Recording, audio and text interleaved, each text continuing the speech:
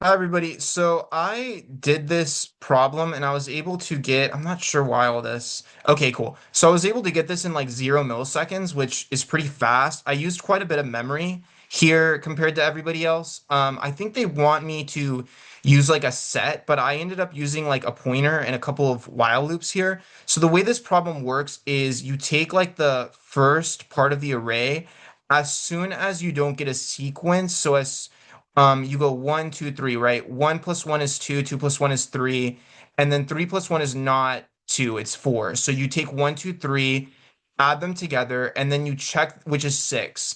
You check the array if that number is in there. If it's not in there, you're just going to return that number.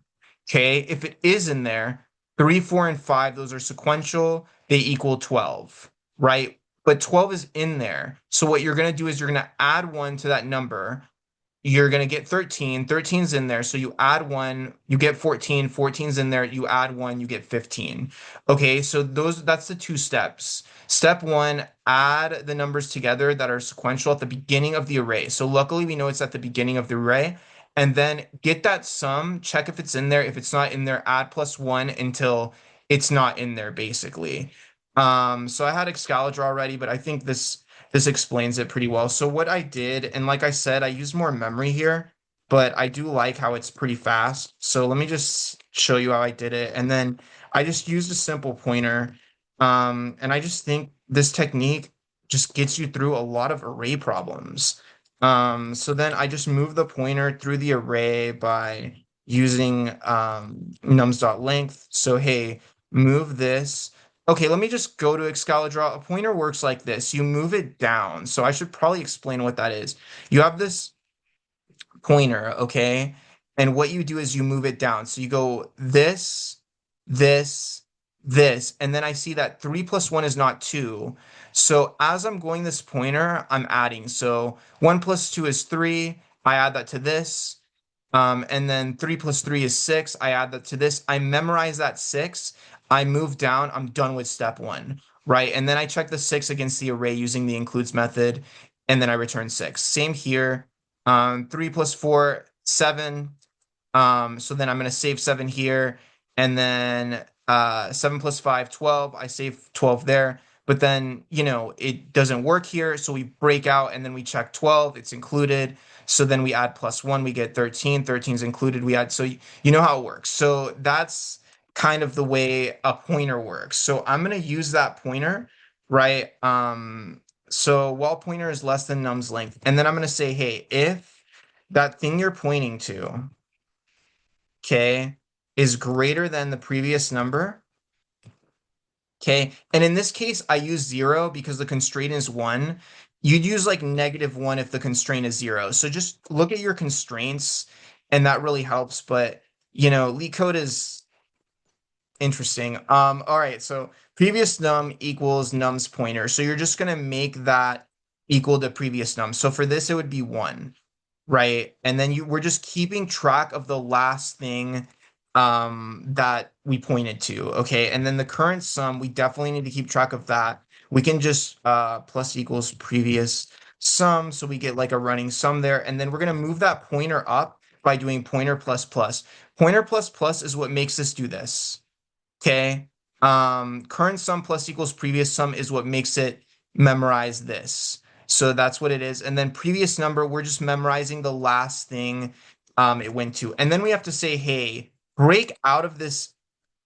If you reach the end of the array, we have that condition here, but also break out of it if it's not sequential. So this is really important because we really aren't ever going to use this exactly how it is. So maybe there's like a better way for me to use this while. Like maybe I could put this condition here or whatever, but it is what it is. Previous num, okay, and then we could just use a break. So yeah, JavaScript can do cool things like that. So yeah, and then no, we don't want it there. We want the -1 to be outside, right? Because we're gonna get this number and then subtract it by -1. So perfect. If it does not equally negative none, break out of the array. And then console.log, and this should give us, so just check, and this is step one, right? So let's just check. Let's just check and we should get 6 and we should get 12, but we did not get 6 or 12. We got 0. So let's see what we're doing wrong. Previous wrong sum, previous, let's make this say previous num. Okay, so previous num.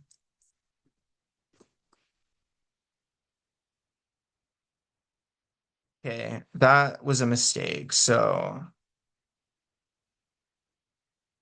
okay, and then we still aren't getting what we want. So let's think about this. Previous num equals what we're pointing to. That looks right to me. Current sum plus equals previous num. Okay, and then pointer plus plus. Okay, so that should be doing it. And then we break out of the array if it doesn't happen. Well, we're not even getting the current sum. So if current sum is greater than if we're pointing at, oh, that's super weird that I wouldn't put equals 0. What the? Okay, so there we go. That should do it. That's super. So 6 and 12. So I make mistakes like that all the time. This is the problem with coding interviews is I just forget how to code during code. So there we go. Make sure you make it equal 0. Make sure you make your pointer actually equal where it's supposed to, obviously. So my bad. All right, we got that. And then that's step 1, right? We got the current sum. We got 6 and we got 12. Now we got to check it again. And what I'm going to do here is I think a little bit of a war crime, but I'm gonna do it anyway. I just wanted to kind of do this problem, and I just was like, I could do this. I thought about it and I was like, I could do this, but doing this with a while true loop is kind of just terrible, and I don't know how like companies would react to this. But yeah, we're basically just saying, hey, loop until you don't find it in the array, right? So in this case, it's like, hey, current sum is 12. Is 12 in the array? Yes. Okay, well, you know, don't return it. Keep going through the loop, right? It's true, right? So current sum, but if it isn't true, just return it, right? So the thing is it's kind of a risk, right? Because what if it just keeps going and going? This while true, I don't necessarily think that's the preferred thing, but um, we can submit this and we see that. I mean, last time I got it pretty fast, so we'll see if we get it here. And then what did we do wrong? So 1 out of no test case passed. So let's see. I'm gonna use this as a test case. What did I do wrong here? Oh well, this was okay, wait. Let me just run it and see, okay, what did I do wrong here?